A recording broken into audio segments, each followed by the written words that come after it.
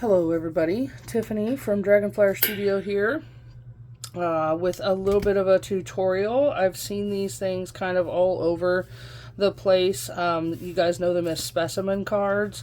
Usually have a bug or a flower or something as the image, but I wanted to make some that aren't necessarily your typical specimen cards. So I just took some National Geographic magazines and I found myself some images to cut out. This one a little morbid. So it's a headstone, 1878. Whoever Henrietta Meyer was, she passed. I'm guessing, yeah, passed or born. I don't know. June 15th, 1878. And then we've got a couple of windmills here, and so I thought I would take this opportunity to kind of show you guys how I made these, and give you an idea of, or maybe some inspiration on how to make your own specimen cards. This is what everybody normally sees. It's just a sticker on a piece of cardstock on a piece of paper. Pretty simple, but I liked the idea of it looking like it's set in a slide. So that's what I did. And then this larger one here, I think I'm going to turn into a tag of some sort. I may punch a hole in it, but that's what it looks like. It does have the other side of the paper on the back side, but you know, it'll be mounted on a page or stuck on something, or I'm not sure what. But anyway, let's get on with it. I just have this this paper. It's not a digiprint of any kind. It's scrapbooking paper that I bought somewhere. I'm not sure. Anyway, it seemed the right tone, and I like the antique cursive that's on it. So I just have this little image here. Again, found it in National Geographic. It's a pottery of some kind. It's just this little image. I just fussy cut it out. I laminated it to give it that idea that it's mounted on a slide or a specimen glass as you have it, just to kind of replicate that. And then I'm going to show you how we go from this to this. And bear with me, there's a lot of measuring, a lot of cutting. It is a little tedious, but can be done. So what I want to do is just from, oh goodness, so this image is not square, which might pose a little bit of a problem. Why do I always start yawning when I make these videos? I am not tired. I've been just fine all afternoon. So what I'm going to do is I'm just using the measurements on my board. I'm going to come down here. I know that this edge is flat, so that's kind of what I was doing, is if I put it on a marker there, I don't want a whole lot of laminate sheet hanging out on the edge. So I'm going to trim it down a little bit. If you leave more laminate on the sides, you'll need to make your edges thicker. Or be prepared to trim that off once you go to construct your specimen card. Okay, so now that I have a flat edge here, I will set out making nice square angles. And I'm just eyeballing it, so I know that this is about 2 of those little things, or about a 1/2 inch off the edge. So I'm just going to bring this down and kind of make it right about there. I don't have an exact science to this. I'm so sorry. What you're trying to do, and I'll show you here in a minute, is give yourself some space to work with, because you're going to want to glue around the outside of this once you mount it into your frame, to make the image float within the frame. So we're going to go right about there. Okay. So now here's where it gets a little technical. You want to make sure that your paper is right side up. If it has a right side, if this is just a print of something, then don't worry about it. But this does have words, so I want to make sure that my words are facing up. And then I'm just going to come in here. And I know you probably can't see where the edges of this plastic are. Maybe you can. I'm not sure with the glare. I'm going to actually measure this, how far across it is. This is, okay. So what I did find after my first one, so like this is like 2 1/8 of an inch. Yeah, 1/8 of an inch. I'm gonna bulk my paper up because my image is just over an inch across. So keeping your numbers even, like 2, 2.5, 2, 3, 3.5, makes it easier for finding centers of things. So with this, I'm just gonna move it over, and we're gonna work with make sure I've got that on the right number. We're gonna work with a 2.5 inch card. So I'm going to set that aside. I'm going to come over here with my happy pencil, and I'm just going to measure. I don't know if you can hear my son downstairs. That's Achilles. It is the weekend, and he is in his happy place. So I'm just going to measure 2.5 inches up. And then this is a little longer than 3, so I'm going to round it up to 3. And then I add about 3/4 of an inch after that for the part on the bottom, this part here. So we're going to go to 3 3/4 of an inch long.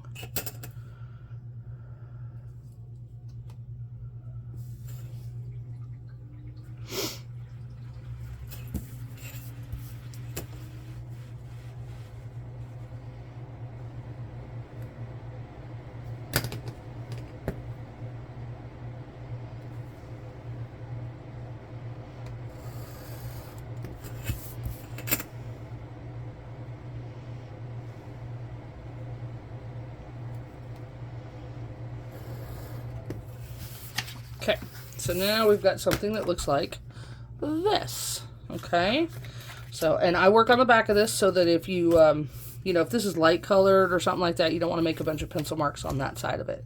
So I'm going to come in here and I'm going to find the center of my board.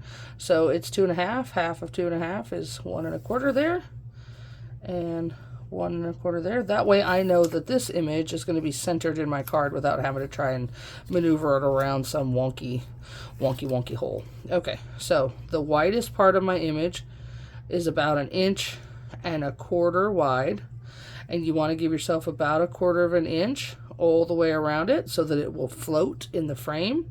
So we're going to go to 1.5 inches, 1.5 inches off center. So 1.5 inches here is half of that is 3/4. So you're going to make a mark here and here. You're going to come down and do the same thing.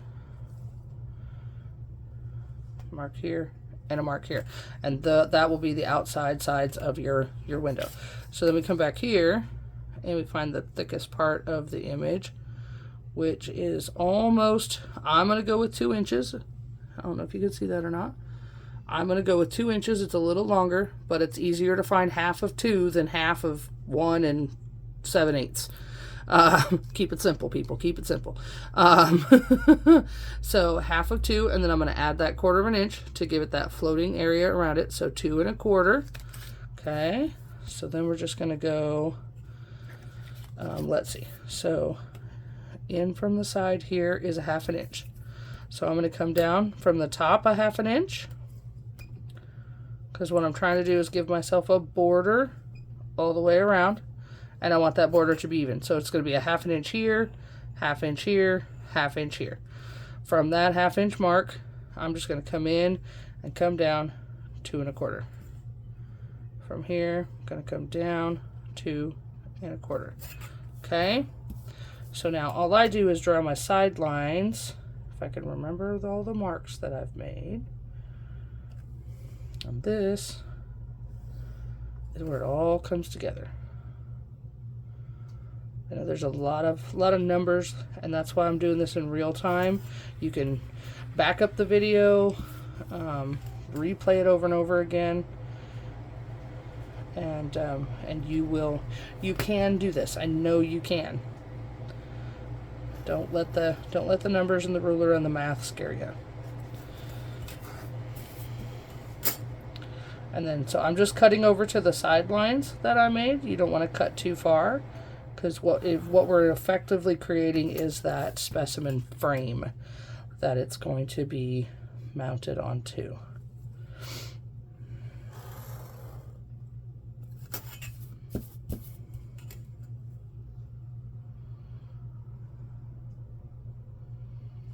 I want to thank all of you guys for watching. I'm so glad everybody's here on the channel and enjoying what it is that I'm doing. Alright, so then you just pull that out and you have something that looks like this. So now we're getting much closer to what we have. Oh, look, that's almost the exact same size. Okay, so then there you have that. So then I came in with my 4mm corner clipper, and I just round off. That one did not work out the way it was supposed to. Sometimes that happens. There we go. And then I just come in with my corner rounder, because specimen cards are rounded. Don't know why, but they are. Okay, so then there you have that. So then we flip it over on the back, and I use Fabrifix silicone glue for this, and I'm just going to put a tiny bead. Actually, no, you know what? Let's make sure we've measured correctly. So that image should float like so. Now we're looking at the back of it, so don't ask me what that is. I don't know. It was on the back side of the picture.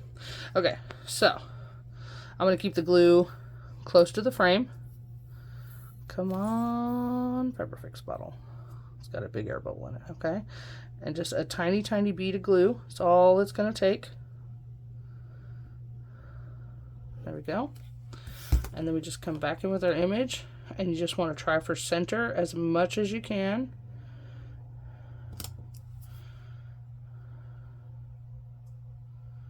Slide it around, and then you're just going to push it into place like so, and there you have a specimen card created all by your own thing. You could use whatever image you want. I know, like I said, I know they're normally done with bugs and flowers because they're supposed to be specimen cards for like what scientists and stuff use in labs, botanists and anthropologists, things of that nature, but we are junk journalists. So this, to me, is what a junk journalist specimen card should look like. It's a beautiful specimen of a, I do not know what tribe or what kind of people made the pottery that I'm staring at in this picture. But, you know, these windmills or whatever, you know, they're fabulous, and they should be put on display. This one I have inked around the edges of, just to kind of, and then I just gave it a stamp. You know, you could put down here, like if you knew what this pottery was and had a caption, you could mount the caption and put the caption on there for all to see. But there you have it. And that's how you do a specimen card.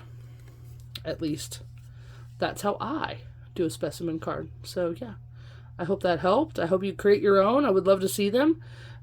If you're new to the channel, please hit subscribe, give me a like, give me a share. If you're a returning viewer, thank you so much for watching. I appreciate each and every one of you. I really do. Until next time, thank you and goodbye.